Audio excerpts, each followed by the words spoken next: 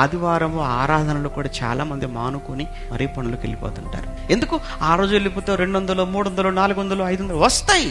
కానీ ఇక్కడ నువ్వు దేవుణ్ణి సంఘంతో కలిసి ఆరాధించే ఒక అవకాశం నీకు వస్తే, వారంలో ఒక రోజు దీన్ని కూడా నువ్వు వద్దనుకొని, దీన్ని కూడా కాదనుకొని 500 కోసం వెళ్ళిపోయావంటే నీకు 500 ఎక్కువ, దేవుడు ఎక్కువ అంటే నీకు 500 ఎక్కువ అయిపోయాయి. ఇక నీకు దేవుడు ఏమర్థం అవుతాడు? నువ్వు పనికి వెళితే వచ్చే 500 రూపాయల కొరకు దేవుణ్ణి ఆరాధన వదులుకొని వెళ్ళిపోయావు అంటే, ఆరాధన కంటే నీకు ఆ ధనం ఎక్కువైపోయిందా? అంటే దేవుడు అంటే ఒక 500 రూపాయలు కూడా ఏంటి అంత విలువ కూడా చేయడా? అలాని ఏం సుఖం ఉంది జీవితంలో? ఏ సంతోషం ఉంది? తెచ్చుకుంటావు 5 నిమిషాల్లో అయిపోతుంది. ఎంతసేపు అండి?